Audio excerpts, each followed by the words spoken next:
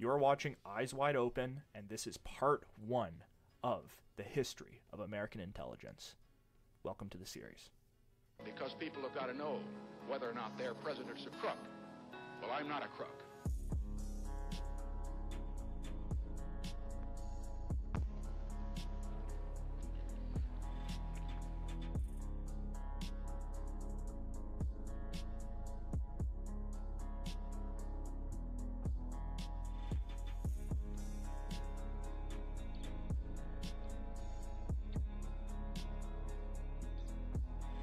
I have absolutely no recollection of destroying any document. Told the American people I did not trade arms for hostages.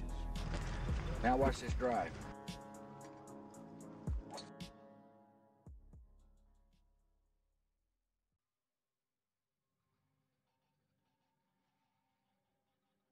The history of the CIA begins where much of modern history starts, during the Second World War. Shockingly, the United States did not have a dedicated foreign intelligence agency before the Second World War.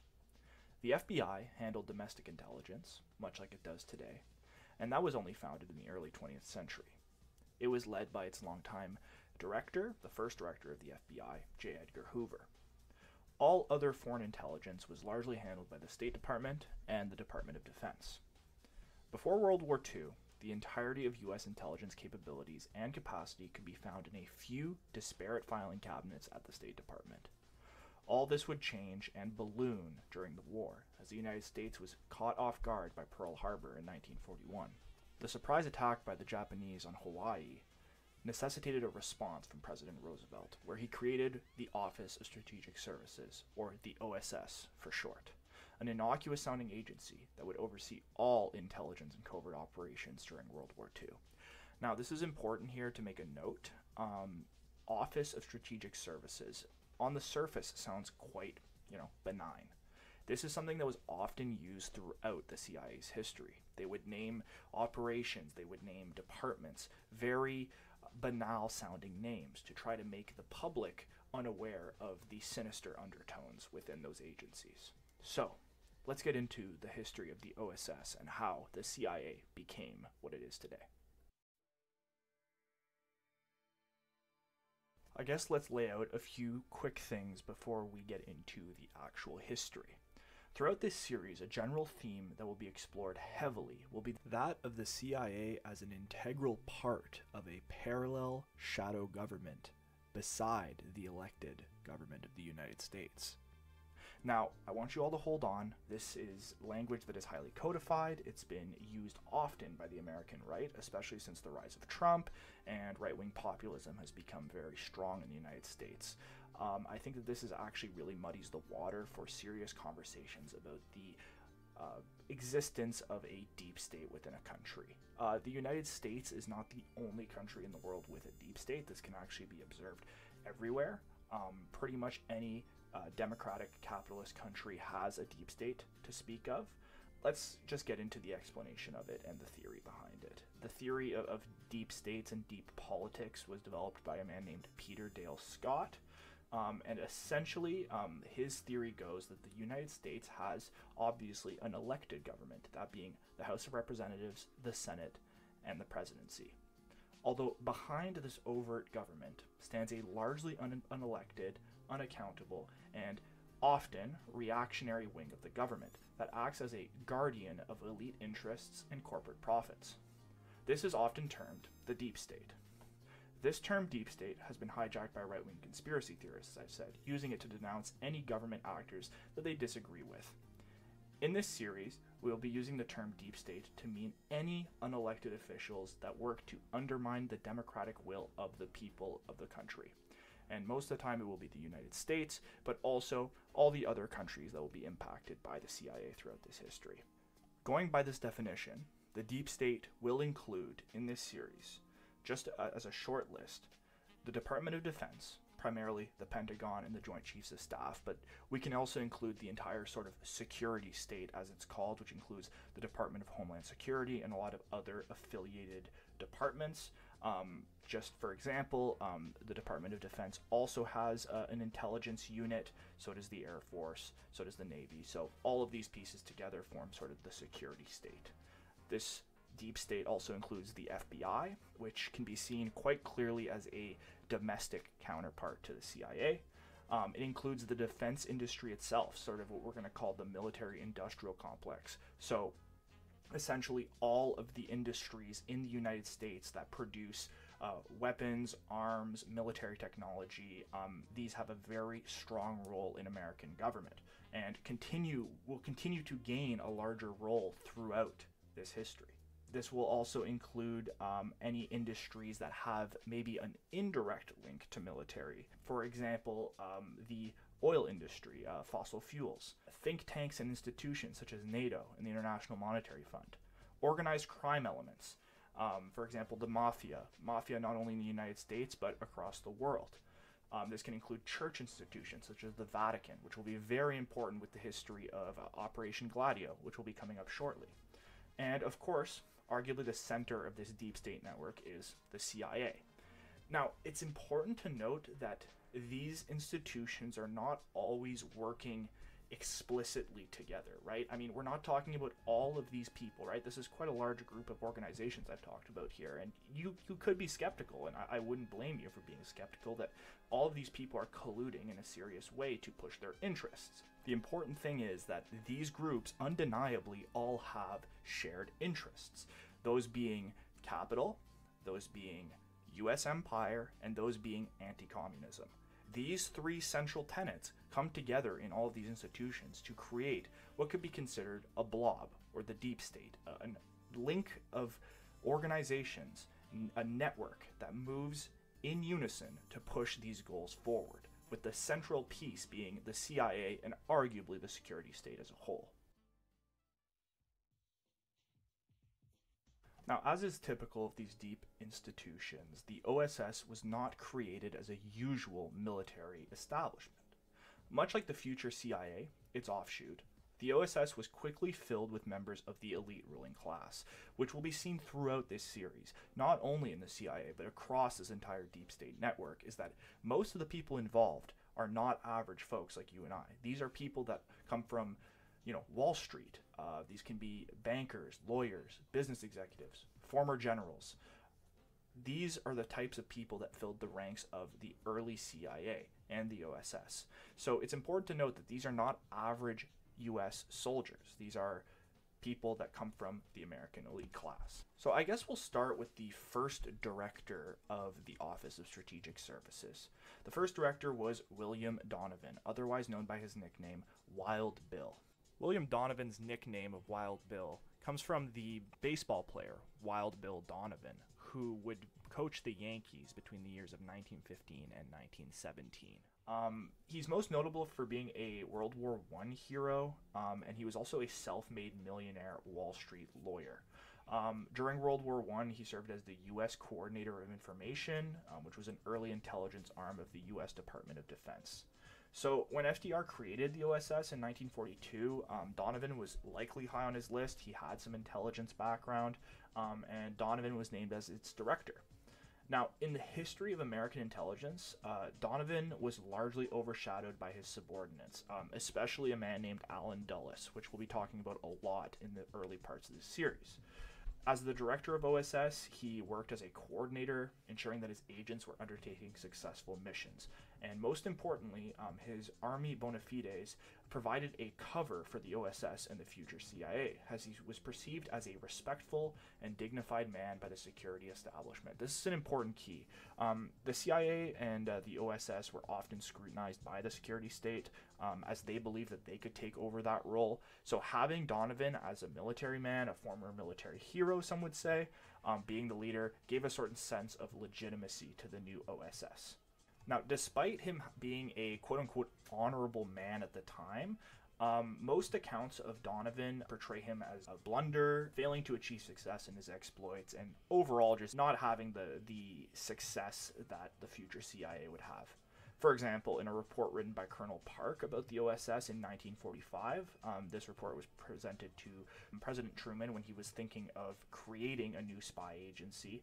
Donovan is portrayed as a drunk that does not hire based on merit, but based on the, quote, old boy network of connections from Wall Street. Now, this is pretty glaring, especially since we know that elitism is deeply ingrained in the OSS. Now, this is corroborated by a story of when Donovan went to Romania he left a briefcase filled with critical OSS intel in a brothel in Romania, which was later intercepted by Gestapo agents. The report notes that he often forgot about agents that he sent across the world, such as an OSS agent that was stranded in Liberia. He had also accidentally ordered to blow up some OSS agents in France in another blunder. Donovan was subsequently dismissed by Truman and replaced by Roscoe Hillenkoetter, a U.S. naval officer, to become the first director of the CIA.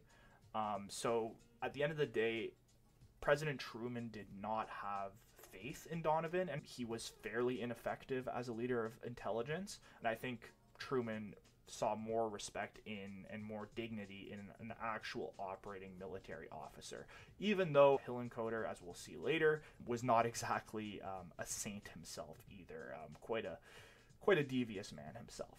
Now, this is bringing us to another important theme and a recurring subject in U.S. intelligence, is that the idea that you never really leave the CIA once you are you retire or once you are discharged, whatever it is. Often these agents remain intimately involved, and Donovan was no exception. He would remain an integral part of the agency, and officially he returned to public life after the war, returning to his law practice. However, he remained present as an advisor to Alъn Dulles during his tenure as director of the CIA, and was present for many landmark operations. Now, just to wrap up on Donovan here, he may have been fairly irrelevant to our larger history, but he was the anchor that brought together all the agents in the OSS. Many of these agents would form the original cadre of the CIA. Many of the CIA's most notable and criminal acts would take place while these original characters were in control. So we can really see Donovan as the godfather of modern American intelligence. Now, even if you haven't read any history about the CIA, it is likely that you've heard the name Alъn Dulles. He is arguably one of, if not the most important person in modern American history. He gets talked about quite a bit, a lot of glowing sort of op-eds about Alъn Dulles, which I think are pretty shameful, as probably one of the most reprehensible characters in American history, but still incredibly influential. In this next section, which will be probably the majority of this part, we will outline Alъn Dulles' career at the OSS, how he became a spy, and how he will be a major fixture of the next episodes, how he's going to rise to become the first civilian director of the CIA, and how this man had such impact on American history. So, that being said, I just want to leave one last note before we get into Alъn Dulles. Most of this background information about Dulles is from a really great book by David Talbot called The Devil's Chessboard. It's actually a book that I have quite fond memories of reading, because it actually got me back into reading after taking quite a large break. It is a great read. I highly recommend it if you're interested in any of the topics talked about here, because a lot of my information is sourced from there, and David Talbot is an incredible author and very readable. So highly recommend The Devil's Chessboard. Let's talk about Alъn Dulles. So Alъn Dulles found himself at the upper echelons of the American elite class. His maternal grandfather, John W. Foster, was Secretary of State under President Benjamin Harrison, and his uncle by marriage was Woodrow Wilson's Secretary of State. So these are some serious links to the American democracy, American government, and Dulles himself came from one of the preeminent East Coast families of lawyers and Wall Street men. He was born in Watertown, New York, and then he would go on to graduate from Princeton University, and he would get his law degree at George Washington University. Before the war, Dulles worked as a lawyer at the prestigious Wall Street law firm Sullivan and Cromwell, which his brother, John Foster Dulles, who would be the future Secretary of State under President Eisenhower, was a partner of. So it's important to note that there is a severe conflict of interest here between the Sullivan and Cromwell list of clients and Alъn Dulles' duties as an OSS agent. Let me elaborate a bit. So Sullivan and Cromwell's clients included many Nazi-adjacent firms such as IG Farben, who manufactured the Zyklon B gas that was used in the Nazi gas chambers. This also included Krupp AG, which is a German arms manufacturer, and many other notorious firms. What we see here is a person that is stuck between two worlds, right? They are working for the OSS that gets its orders mostly directly from President Roosevelt, who's trying to defeat the Nazis, but they are also representing their clients, who are these firms that are either fully Nazi, such as IG Farben and Krupp AG, or affiliated with the Third Reich. So this had a serious impact on Dulles's decision-making and some of the operations that the OSS would go on. Dulles's resume does not end there. He was also elected as the president of the Council of Foreign Relations in 1927, which is an influential conservative organization made up of business elites, bankers, industrialists, high-ranking government officials, and former military men. According to the organization's mandate, quote, their mission is to use interventionism to make the world safe for democracy, which obviously is quite in line with Alъn Dulles, who has access to the OSS, which is one of the largest operating agencies in the world that can make interventions happen. Dulles used this platform on the Council of Foreign Relations to influence others towards his firebrand view of America's future. He would state at the 1946 council meeting, so right after the war, that the United States should not go too far in its efforts to cleanse Germany of its Nazi past, because, quote, most men of the caliber required to run the new Germany suffer a political taint, i.e., they were Nazis. This further entrenched Dulles as a clear Nazi sympathizer, which he was throughout his entire career. We'll continue to show more examples. It continues to come up. Before we move on to Alъn Dulles's exploits during the Second World War with the OSS, let's discuss IG Farben, the German chemical conglomerate that was on the Sullivan and Cromwell customer list, a bit before we move on to other things. The relationship between the Dulleses and the German chemical company IG Farben further displays where the Dulleses' sympathies lie during the Second World War, which were likely with the Nazis. IG Farben represented one of the pillars of the Reich's industrial base. It was formed as a conglomerate of several of the top German chemical and pharmaceutical companies in the 1920s. We're talking a massive firm. We're talking one of the biggest companies in Germany. This was essentially a monopoly that included all of the major chemical producers in Germany and was one of the largest companies in the Reich. So IG Farben supplied many of the essential supplies, such as synthetic fuel, which IG Farben had the patent for at the time. And during the rise of Nazism in Germany, the Reich supplied price guarantees and purchased a 5% equity stake in IG Farben to help fund the increase in capacity of synthetic fuel production. So we're talking literal state control of this company. We are talking about a direct link to the Nazi party in IG Farben. And who is their legal representation? It's the Dulles brothers. So with that being said, IG Farben would produce a massive share of the fuel that would run the Nazi war machine. Because remember, the Nazis didn't have access to huge natural oil supplies, so they relied heavily on this synthetic fuel that was produced by Farben. IG Farben is not the only sinister company that the Dulles brothers were working with at Sullivan and Cromwell, but it represents the cornerstone of the Dulles' complicity in Nazi terror. It is important to note that the intelligence agents casted from the Wall Street circles never stopped serving their former clients. This is an important note to make because it's almost like a revolving door. It's often this metaphor is used that, somebody from the private sector will come into the intelligence agencies or into the Pentagon, and they will still have their former clients' best interests in mind. It's just natural. I mean, a lot of these people continue to be shareholders. They continue to have deep, intimate relationships with the people on those boards. So it would make sense that they would continue to have sympathies for those former clients. And of course, the Dulles brothers knew that the war was going to end eventually, especially Alъn, and that he might have to go back and work for Sullivan and Cromwell. So of course he wants to continue to see the success of that firm, which means continuing to serve IG Farben and serve the Nazi Reich. So with that being said, the revolving door was in place here with Alъn Dulles. He continued to serve his clients and, as we will see, defied the orders of the President of the United States and the State Department at every turn when it came to working with Nazis. So I guess I want to share one more anecdote about this, just to sort of really hammer home this Nazi connection, because I think it's quite important to understanding really how, cynical, calculating, and inhumane these people were. So both Alъn Dulles, the OSS agent, and John Foster Dulles, the Sullivan and Cromwell law partner, actually had personal ties with the Nazis. Alъn Dulles met with Hitler in 1933 while on a diplomatic mission with the State Department. So Dulles, was writing letters back, correspondences back to his State Department colleagues, and he displayed curiosity and interest in the rising fascist party. He saw potential business deals with Nazi Germany and was particularly enamored by the Nazi propagandist Joseph Goebbels, who led the cruel anti-Semitic media empire in the Reich. Despite all his horrible features, Alъn Dulles remarked that he admired Goebbels' quote, frankness and sincerity. Lovely to hear. John Foster Dulles, the elder brother, he arguably admired Nazis openly, and he was even more of a Nazi sympathizer than his brother.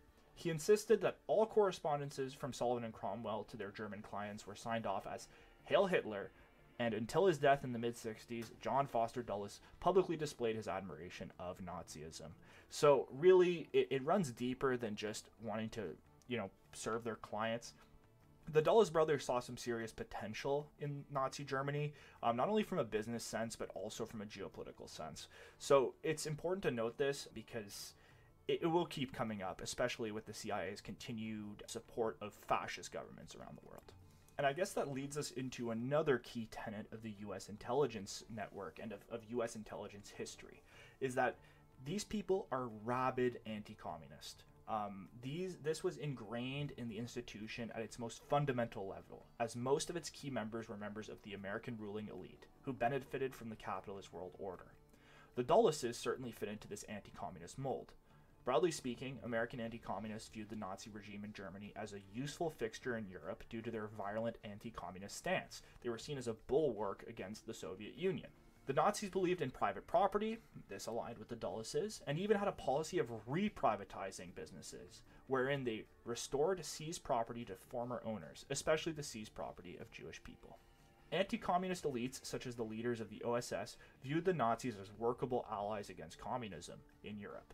Therefore, the OSS and the subsequent CIA would often ally, arm, and fund fascists to fight the Soviet Union and other socialist states. This phenomena gave rise to multiple alliances forged between the OSS and high-ranking Nazi officials, but also led to what we can call stay-behind organizations, so essentially underground organizations of former Nazis or I guess Nazi sympathizers that are armed and funded by these institutions to remain in Europe, to keep it away from the communists. So we'll get into that a bit later. With all that being said, I think it's fairly clear that the OSS was largely ineffectual at infiltrating and sabotaging the Nazi regime during the war, and imparting any useful information regarding enemy troop movements or enemy activity at all. I mean, this could have been chalked up to incompetence. I mean, Wild Bill was seen as largely incompetent, but I see it more as a lack of effort due to a lot of the high-ranking OSS agents having clear Nazi sympathies. What is clear, though, is that the OSS's main successes, if you want to call them that, these were by no means successes, if you're, an anti-fascist, came near the end of the war and usually involved collaborating with Nazi elements. By outlining OSS activities during the end of the Second World War, we will see the laying of the groundwork for the future CIA operations throughout Europe, and their activities that are aimed at circumventing European democracy to ensure that communists or even left-leaning governments will never be elected in Western Europe. So, in the next part, we will be covering Operation Sunset, which is Alъn Dulles' harebrained scheme to broker a separate peace with Nazi Germany and to ensure that the Nazi Reich would exist post-war. That being said, this is all I've got for today. These videos take a really long time for me to make, and I put a lot of effort into them, so if you did enjoy this video at all, I would love to hear it in the comments below, or any feedback you have about the series. Anything you'd like me to do differently, anything you'd like me to cover, anything at all, I'd be happy to hear about it. Any support means a lot.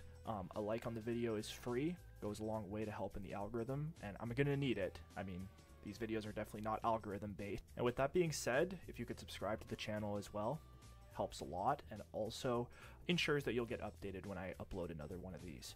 I have the script written for the second part and the third part of this early OSS history, so it shouldn't take too much longer, although the editing for these videos is the longest part.